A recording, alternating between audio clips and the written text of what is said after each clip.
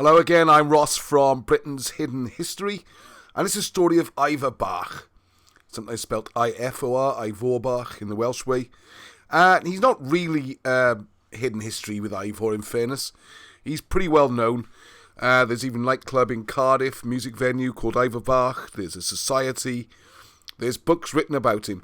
But what we're talking about here is, hang on, that way, is 1881 account of the story by Wirt Sikes, who's doing a tour of South Wales. There's a whole series up. You can listen into those, please. And he was talking about Cardiff Castle. And then later, I'll do a little excerpt from Castell Coch as well. So it's just a short one, just to give you a flavour for it. And I put a few random sort of pictures in the background. Hopefully you enjoy Cardiff Castle, things like that. So here we go, page 18. A Bute became owner of the castle by marrying an heiress of the Windsors, which is interesting because don't forget this is 1880s. So it's long before the royal family changed their name to Windsor. So anyway, start again. A Bute became owner of the castle by marrying an heiress of the Windsors, who inherited in the same manner from William Herbert, 2nd Earl of Pembroke, who received the castle from the hands of Henry VII after the Battle of Bosworth Field. These are the more recent details. Were we to follow the history of Cardiff Castle back into the stormy times of Welsh supremacy, we should have to deal with such men as Ivor, son of Cadwr, and other Welsh chieftains of great renown. Owain Glyndŵr took the castle and destroyed the town of Cardiff in his day. I always think it's ironic the biggest pub in Cardiff is called the Owain Glyndŵr. There you go. As for Ivor, called Bach, which means the little, from the smallness of his statue, there hangs in Cardiff Town Hall a painting commemorating one of his many daring deeds. I would like to know if that painting is still there. It doesn't come up on any internet searches. He was a wild Welshman dwelling in the hills back of here with a band of devoted followers, and used to boast that he had 1,200 men who would beat the best 12,000 in the world.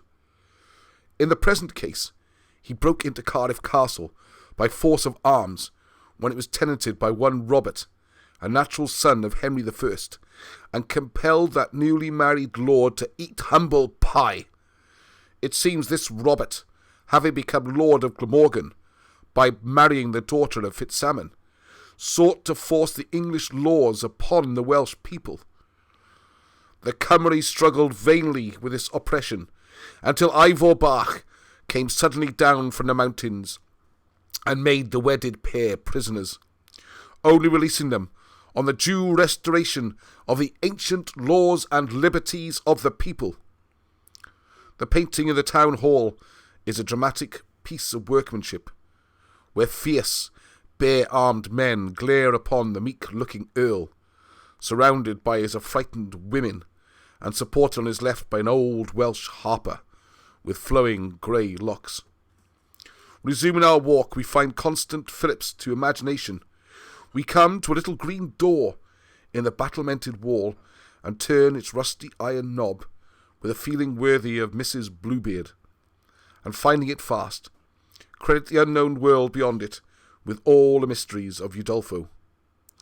We pass a pretty lakelet where white swans are floating and peacocks sunning themselves on the parapet, and come across curious holes in the ground, which the lady who accompanies me in this walk ventures to suspect are remains of a subterranean passage. Well, certainly it is claimed by men who have written, and whose writings, moreover, have found print, that such a passage did exist in olden times, leading from Cardiff Castle to some place unknown on the other side of the river Taff. Some say even to Castell Coch, which is 5 miles from Cardiff.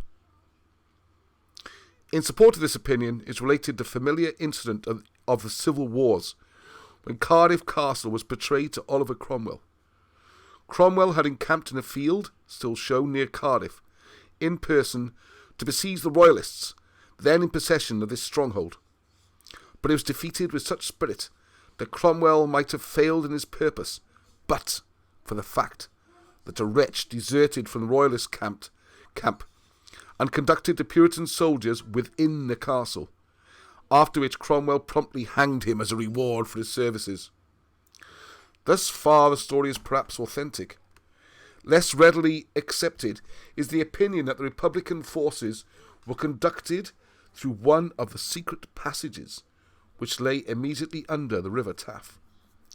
But there being a ladder leading down into one of the holes before me, I considered myself invited to explore, and do so accordingly. I find that the holes are connected with each other underground, that they are filled with rubbish, and that the lady who is looking down on me is frightened because I do not come up. So I ascend again, convinced that there may have been a subterranean passage hence to Castell Coch, in which case that must have been a very unpleasant necessity which compelled anyone to journey through it. So there you go. And then there, fascinating story. Now I'd like to know there, the painting's still around, those holes still around. Does anyone know any more about the tunnel? Because if you go to the next chapter of the book, I'll just jump ahead for a short part. It says, charming is the ramble from Cardiff to Merthyr, along the roads and byways which follow the River Taff, now on one bank, now on the other, through a country rich in interest. On the brow of a steep rocky eminence, 5 miles from Cardiff, stands the crumbling ruin of that Castell Coch, the Red Castle. Of course, this book was written before that picture you see on the screen, where it's been not really rebuilt, but remodelled and built at a later point to be a sort of folly, if you like. So the crumbling ruin of that Castell Coch, which is said to have been connected with Cardiff Castle by a subterranean passage. It was built by the ancient Britons as a stronghold for guarding the pass of Taff Vale, and the wild band of Ivor Bach long made it their home. And I'll be doing more about this Fortress Glamorgan and the forts and castles defending all the major routes in and out. And they are pre-Norman, they're not Roman, they're not Norman, they are British Welsh castles. After his day, after the days of Ivor Bach, the Normans occupied it with their mailed warriors. On the side from which it overlooks the vale, no enemy could approach without being visible to great distance from its towers, and it was so guarded on every side that it is believed to have been the strongest of all the castles in South Wales. Though extremely picturesque, it is not extensive, and as we shall presently see, Caerphilly, the noblest old pile in all Wales, we are willing to pass the Red Castle without going inside. Lord Bute, who owns it, has made it habitable within a few years past.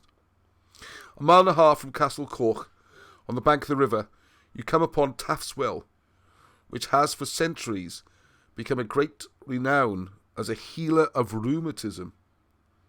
It stands so close to the river that it is sometimes submerged. Afflicted pilgrims have come here to bathe and be made well since the days of the Druids. Among the famous ones who are washed in the waters is Owen Glyndwr himself.